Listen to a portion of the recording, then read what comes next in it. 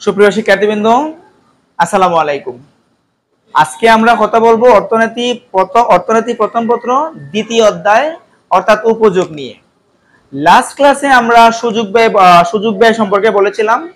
আজকে ইনশাআল্লাহ আমরা উপযোগের পাঠটা শেষ করে দিব। তো উপযোগ যদি জিজ্ঞেস করা হয় যে উপযোগ বা ইউটিলিটি কি, উপযোগ বা ইউটিলিটি হচ্ছে দ্রব্য সেবার মধ্যে সাধারণত উপযোগ বলতে উপকারিতাকে বোঝায়, কিন্তু অর্থনীতিতে উপযোগ বলতে দ্রব্য সেবার মধ্যে মানুষের অভাব পূরণের যে ক্ষমতা ওইটাকে উপযোগ বলে। তাহলে আসলে আমরা ডেফিনিশন লিখে নেই। সাধারণত উপযোগ বলতে উপকারিতাকে বোঝায়, কিন্তু অর্থনীতিতে উপযোগ বলতে কি বোঝায়? এই যে উপযোগের সংজ্ঞাটা হচ্ছে দ্রব্য ও সেবার মধ্যে মানুষের অভাব পূরণের যে ক্ষমতা, দ্রব্য ও সেবার মধ্যে মানুষের অভাব পূরণের ক্ষমতাকে উপযোগ বলে। অভাব পূরণের ক্ষমতাকে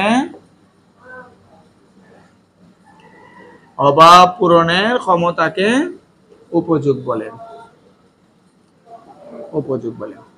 তাহলে এই যে এভরিথিং হ্যাজ ইউটিলিটি, প্রত্যেকটা জিনিসেরই উপযোগ আছে। তাহলে এই যে আমরা যদি বলি এই যে মার্কেটটা, আমার হাতের যে মার্কেটটা, এই মার্কেটটার কি উপকারিতা? এই মার্কেটের উপকারিতা হচ্ছে ওইটা আমাকে লিখতে সাহায্য করে। এই যে আমার হাতে যে একটা ঘড়ি, এটার কি উপকারিতা? এটার ঘড়ি হচ্ছে এই যে ঘড়িটা যখন আমি পড়ছি আমাকে দেখতে খুবই সুন্দর লাগতেছে। আর একটা হচ্ছে আমি ঘড়িটার মাধ্যমে আমি সময় দেখতে পাচ্ছি। তাহলে এই যে এভরিথিং, আমরা বলছি এভরিথিং হ্যাজ ইউটিলিটি, প্রত্যেকটা জিনিসের কি আছে? উপযোগ আছে। তাহলে এই যে যেটারই উপকারিতা আছে ওইটাকে আমরা উপযোগ বলবো। তাহলে উপযোগ হচ্ছে তিন প্রকার। এক নম্বরে হচ্ছে এই যে প্রাথমিক উপযোগ বা আইইউ, ইনিশিয়াল ইউটিলিটি। তারপরে হচ্ছে প্রান্তিক উপযোগ বা মার্জিনাল ইউটিলিটি, তারপরটা হচ্ছে এই যে মোট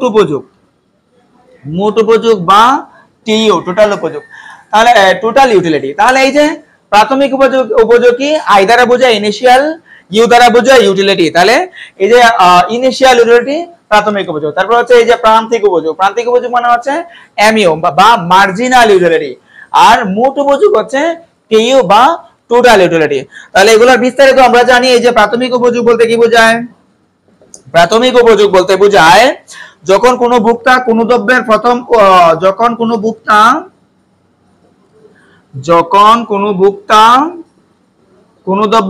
একক বুক করে, যখন কোনো ভোক্তা কোনো দ্রব্যের প্রথম একক বুক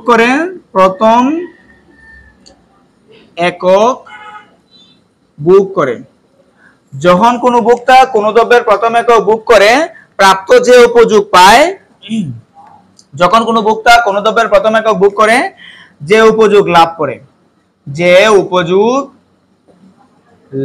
করে তাকে প্রাথমিক উপযোগ বলে। এই যে আমরা প্রাথমিক উপযোগের ডেফিনিশন জানলাম। তারপর হচ্ছে প্রান্তিক উপযোগ বা মার্জিনাল ইউটিলিটি। প্রান্তিক উপযোগ বা মার্জিনাল ইউটিলিটি। প্রান্তিক উপযোগ মানে কি? এই যে মার্জিনাল শব্দটা দ্বারা মোটের পরিবর্তনকে বোঝায়। যখন মোট উপযোগের পরিবর্তন হবে তখন ওটাকে মার্জিনাল ইউটিলিটি বা প্রান্তিক উপযোগ বলে। তাহলে দেখেন, কোন দ্রব্যের ভোগের ফলে, কোন ডেফিনিশনটা যদি আমরা লিখি, কোন দ্রব্যের ভোগের ফলে যদি মোট উপযোগের পরিবর্তন হয়, কোন দ্রব্য ভোগের ফলে যদি মোট উপযোগের পরিবর্তন হয়, কোন দ্রব্য ভোগের ফলে যদি মোট উপযোগের পরিবর্তন হয় তাকে প্রান্তিক উপযোগ বলে। এই যে এমইউ বা মার্জিনাল ইউটিলিটি দ্বারা বোঝায় মোটের পরিবর্তন। যখনই কোনো দ্রব্য ভোগের ফলে মোটের এই যখন পরিবর্তন হবে তখন ওটাকে আমরা মার্জিনাল ইউটিলিটি বলবো। তাহলে মার্জিনাল ইউটিলিটি আবার তিন প্রকার। এটা আমরা মুছে দিই, আপনারা পজ করে তুলে নেবেন। এই যে প্রান্তিক উপযোগ আবার তিন প্রকার, মুছে দিই। এটা প্রান্তিক উপযোগটা হচ্ছে তিন প্রকার। এক নম্বর হচ্ছে ধনাত্মক প্রান্তিক উপযোগ, তিন প্রকার। এক নম্বর হচ্ছে ধনাত্মক প্রান্তিক উপযোগ। তারপরে দুই নম্বর হচ্ছে এই যে শূন্য প্রান্তিক উপযোগ, শূন্য প্রান্তিক উপযোগ। 3 নাম্বার হচ্ছে ঋণাত্মক প্রান্তিক উপযোগ, ঋণাত্মক প্রান্তিক উপযোগ, প্রান্তিক উপযোগ। তাহলে ধনাত্মক প্রান্তিক উপযোগ কিটা? যখন ধনাত্মক প্রান্তিক উপযোগ কি, কোন দ্রব্য ভোগের ফলে যদি মোটের পরিমাণটা যদি বাড়ে, কোন দ্রব্যের ভোগের ফলে যদি মোট উপযোগ যদি বাড়ে বা বৃদ্ধি পায়, ওইটাকে আমরা বলবো ধনাত্মক প্রান্তিক উপযোগ। তারপর হচ্ছে শূন্য প্রান্তিক উপযোগ। শূন্য প্রান্তিক উপযোগ কি? যখন আমরা দেখবো মোট উপযোগের কোনো পরিবর্তন হয় নাই, মোট উপযোগ 30 একক ছিল, পরের বারও 30 একক, তাহলে মোট উপযোগের যখন পরিবর্তন হবে না, তখন ওইটাকে আমরা বলবো শূন্য প্রান্তিক উপযোগ। আর 3 নম্বর হচ্ছে ঋণাত্মক প্রান্তিক উপযোগ। তাহলে ঋণাত্মক প্রান্তিক উপযোগ কিটা? যখন কোন দ্রব্যের মোট উপযোগ কমে যাবে, অর্থাৎ মোট উপযোগ ছিল 30,000 টাকা, ওইটা থেকে চলে আসছে পরের স্টেপে গিয়া ওইটা থেকে চলে আসছে 28,000 টাকা। তার মানে কি? তার মানে 2,000 টাকা কমে গেছে। যখনই আমরা দেখবো যে মোট উপযোগ কমে গেছে, তখন ওইটা হবে ঋণাত্মক প্রান্তিক উপযোগ, অর্থাৎ ওইটা মাইনাস হবে। গেল প্রান্তিক উপযোগ গেল। এখন রয়েছে মোট উপযোগ, এটা আমরা মুছে দিই, আপনারা পজ করে তুলে নেবেন। এই যে মোট উপযোগ কিটা? মোট উপযোগ হয়েছে একটা নির্দিষ্ট সময়ে,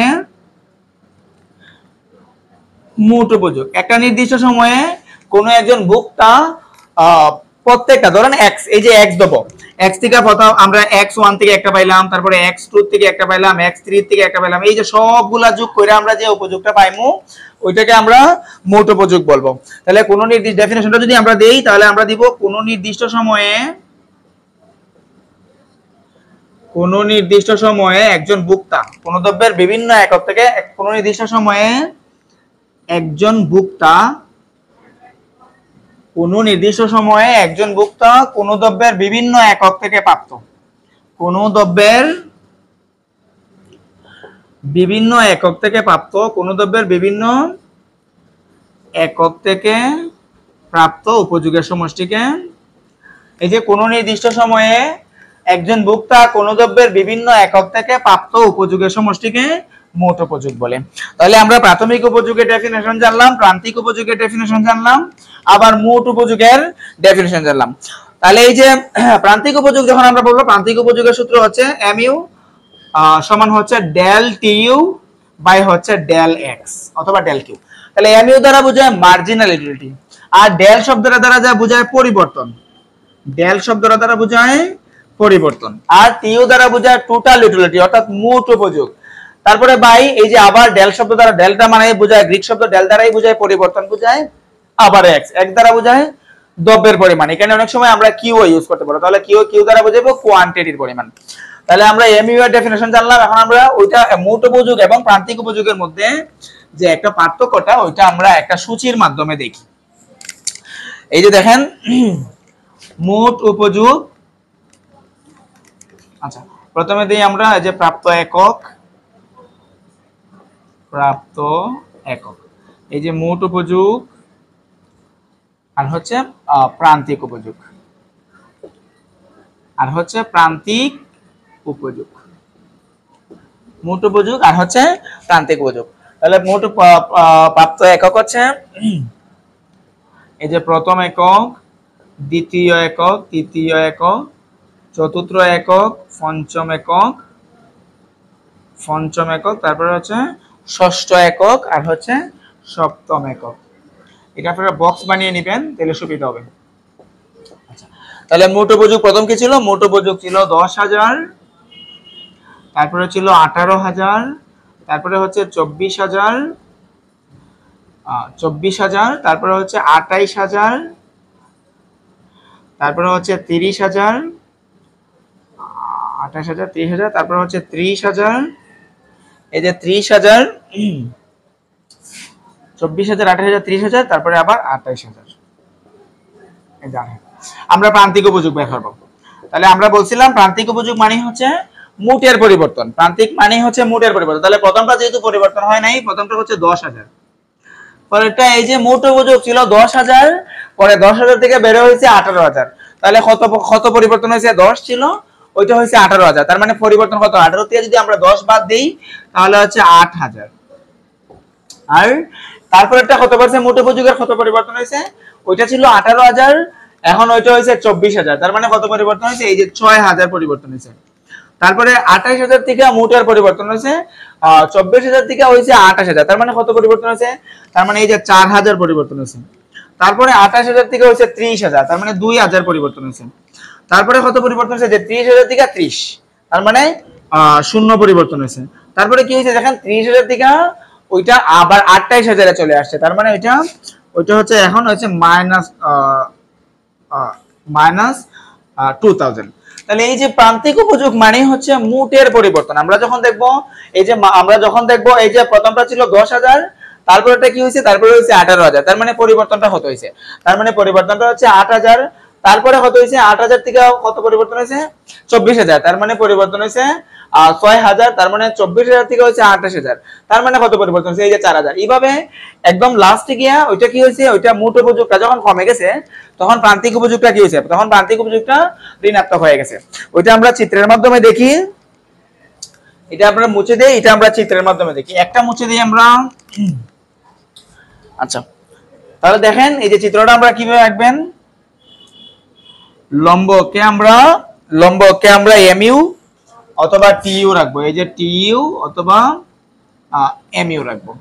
আর ভূমি আগে আমরা এমইউটা দেখাই, পরে আমরা টিইউ দেখাই, পরে আমরা এমইউ দেখাবো। তাহলে এই যে প্রথমে লম্ব অক্ষে আমরা রাখছি টিইউ বা টোটাল ইউটিলিটি, আর ভূমি অক্ষে রাখছি আমরা এক্স অথবা কিউ, দ্রব্যের পরিমাণ। তাহলে প্রথমে কি ছিল? প্রথমে দ্রব্যের পরিমাণ ছিল 1, তারপরে ছিল একদম কত একক পর্যন্ত ছিল? একদম 7 একক পর্যন্ত ছিল। তাহলে 1 একক, 2 একক, 3, 4, 5, 6 আর হচ্ছে 7 একক। এই যে দেখেন প্রথম যখন একবারে প্রথমে কি ছিল? প্রথম ছিল 10,000, তারপরে কত ছিল?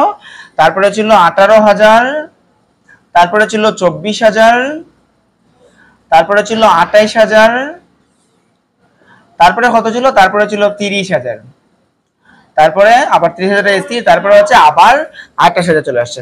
তাহলে দেখেন এই যে মোট উপযোগ যখন 10,000 ছিল তখন দ্রব্যের পরিমাণ ছিল 1 একক। এই যে দ্রব্যের পরিমাণ 1 একক। মোট উপযোগ যখন 18,000 তখন দ্রব্যের পরিমাণ হচ্ছে 2 একক। এই যে মোট উপযোগ দ্রব্যের পরিমাণ 2 একক। মোট উপযোগ যখন 24,000 তখন দ্রব্যের পরিমাণ হচ্ছে 3 একক। এই যে 3 একক। মোট উপযোগ যখন আরো বাইরে যখন 28 একক হয়েছে তখন তখন দ্রব্যের পরিমাণ হয়েছে 4 একক। মোট উপযোগ যখন এই যে 28,000 থেকে যখন 30,000 হয়েছে তখন দ্রব্যের পরিমাণ হয়েছে এই যে 5 একক। মোট উপযোগ আরো বাড়ছে, আরো বাইরে কত হয়েছে? আরো বাড়ে নাই, মোট উপযোগ স্থির। যেহেতু মোট উপযোগ স্থির, যখন ষষ্ঠ একক তখন মোট উপযোগ হচ্ছে 30,000। এই যে 30,000 তখন হচ্ছে মোট উপযোগ হচ্ছে এই যে 6 একক।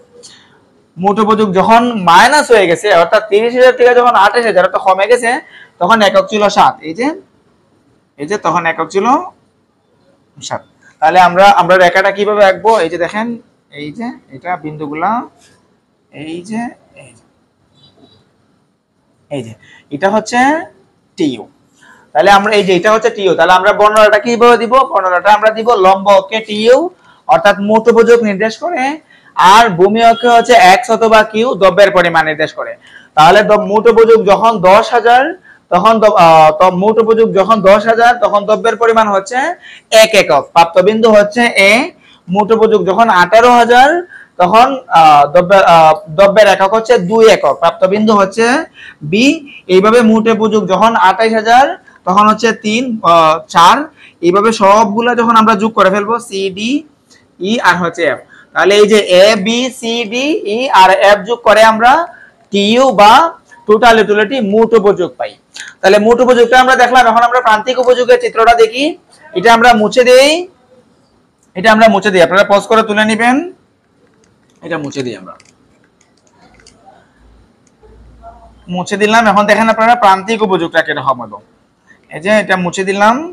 এখন লম্ব অক্ষে আমরা রাখবো এমইউ। আগে ছিল টিইউ, এখন আমরা রাখবো লম্ব অক্ষে রাখবো আমরা এমইউ। এই যে লম্ব অক্ষে এমইউ আর ভূমি অক্ষে হচ্ছে এক্স। আর এককগুলা এরকম, দ্রব্যের এককগুলা এরকমই ছিল 1, 2, 3, 4, 5, 6 আর 7 আছে। তাহলে প্রান্তিক উপযোগ একদম সর্বনিম্ন কত আছে? এই যে প্রান্তিক উপযোগ আছে সর্বোচ্চ আছে আপনার 10,000। তাহলে এই যে 2,000 আর কত আছে? এই যে 4,000, তারপরে হচ্ছে 6,000, তারপরে এই যে 2,000, 4,000, 6,000 আর হচ্ছে 8,000 আর হচ্ছে 10,000। এই যে 10,000। 10,000। তাহলে দেখেন এই যে প্রান্তিক উপযোগ যখন 10,000 ছিল, প্রান্তিক উপযোগ যখন 10,000 ছিল তখন দ্রব্যের পরিমাণ ছিল 1 একক। এই যে দ্রব্যের পরিমাণ তখন 1 একক ছিল। প্রান্তিক উপযোগ যখন 8,000 তখন দ্রব্যের পরিমাণ ছিল 2 একক। প্রান্তিক উপযোগ যখন 6,000 ছিল তখন দ্রব্যের পরিমাণ ছিল 3 একক। প্রান্তিক উপযোগ যখন 4,000 ছিল তখন দ্রব্যের একক ছিল 4 একক। প্রান্তিক একক যখন 2,000 ছিল তখন দ্রব্যের পরিমাণ ছিল এই যে 5 একক। তাহলে প্রান্তিক উপযোগ যখন 0, এই যে 0 যখন ছিল তখন দ্রব্যের পরিমাণ ছিল 6 একক। তাহলে প্রান্তিক উপযোগ যখন -2 হইছে, এই যে আমরা একটা করে বাড়িয়ে নিব -2, প্রান্তিক উপযোগ যখন -2 তখন দ্রব্যের পরিমাণ কত? এই যে 7 একক। তাহলে এই যে এই বিন্দুগুলো যদি আমরা যোগ করে পারি, আপনারা স্কেল দিয়ে আঁকবেন, একদম সোজা হবে। এই যে দ্রব্যগুলো যদি আমরা যোগ করে ফেলি, এই যে দ্রব্যগুলো যদি আমরা যোগ করে ফেলি তাহলে আমরা এই যে mu, এই যে নিচেটা হচ্ছে mu দিবেন আপনারা, mu বা মার্জিনাল ইউটিলিটি পাই, CD E আর হচ্ছে F। তাহলে বর্ণনাটা আমরা কিভাবে দিব? বর্ণনাটা আমরা দিব লম্ব অক্ষে mu বা প্রান্তিক উপযোগ নির্দেশ করে, ভূমি অক্ষে হচ্ছে x দ্রব্যের পরিমাণ নির্দেশ করে। যখন প্রান্তিক উপযোগ যখন 10,000 টাকা তখন দ্রব্যের পরিমাণ হচ্ছে 1 একক। প্রাপ্তবিন্দু হচ্ছে A। একইভাবে এই যে যখন ছিল 8,000 টাকা তখন 2, প্রাপ্তবিন্দু হচ্ছে C। একদম লাস্টে গিয়ে আমরা সবগুলা অর্থাৎ A B C D E যোগ করে আমরা mu বা প্রান্তিক উপযোগ পাই।